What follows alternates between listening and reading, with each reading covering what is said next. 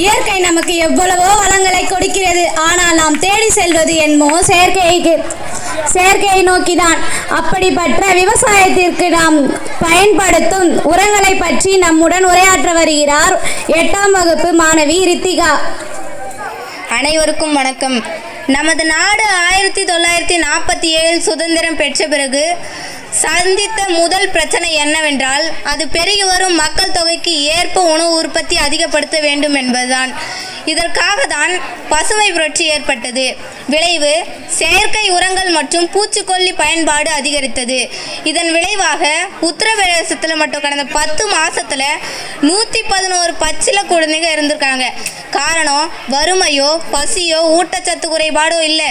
அங்கே இருக்கிற 134 தாய்மார்களை ஆய்வு பண்ணி சுஜாதா தேவ் என்கிற பேராசிரியர் சொல்கிறாங்க, தாய்ப்பாலில் பூச்சிக்கொல்லி இருக்குன்னு. தாய்ப்பாலில் பூச்சிக்கொல்லியா?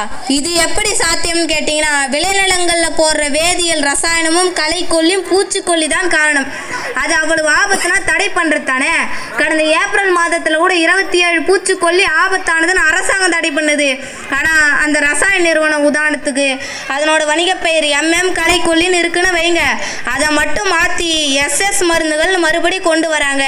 இதை நம்ம விவசாயம் எப்படி கண்டுபிடிப்பான்?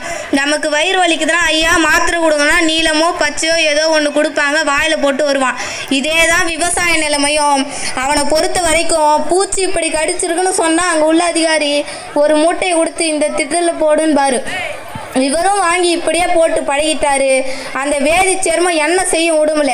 புல்லுலோ நெல்லுலோ போடும்போது 1 மடங்காகிறது, மாடு திங்கும் போது 2 மடங்காய், வயிற்றுக்குள்ள 4 மடங்காய், பாலாக கறக்கும் பொழுது 4 8 இல்லை 16 மடங்காகிற வேதி சேர்மம் நம்ம ஹார்மோனை பாதிக்கிறது, நாளமில்லா சுரப்பியை சீர்குலைக்குது, நம்ம மரபணுவை மாற்றுது. ஆண்களும் பெண்களும் மலட்டுத்தன்மை என்ன வேலை செய்யணுமோ அது மிகச்சரியாக செய்யுது.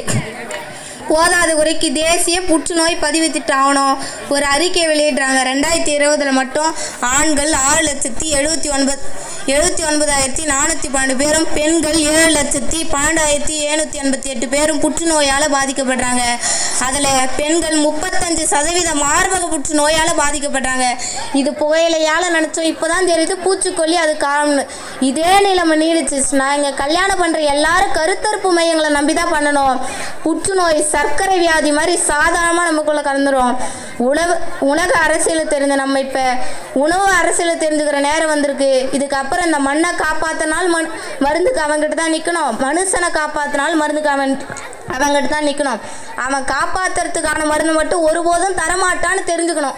உயர்வன் நினச்ச தாய்ப்பாலில் இணைச்சி, உசுரா நினச்ச தாய் மண்ணில் இணைச்சி என்ன செய்ய போகிறான்? 50 வருஷத்துக்கு முன்னாடி பசுமை புரட்சி வந்தப்ப இயற்கை விவசாயத்தை விடமாட்டோன்னு அடம்பிடிச்ச விவசாயிகளின் அடுத்த தலைமுறை தான் இன்னைக்கு வேதி ரசாயனத்துக்கு அடிமைப்பட்டு போயிருக்கு. மறுபடியும் ஒரு பசுமை புரட்சி வரணும். அது இயற்கை விவசாயிகளுக்கானதாக இருக்கணும். மாற்றத்துக்கான விதையை நான் விதைச்சிட்டேன், அதை அறுவடை பண்ண வேண்டியது உங்கள் பொறுப்பு. பார்த்து பண்ணுங்க, அதுலயாச்சும் விஷம் இல்லாமல் இருக்கட்டும். நன்றி.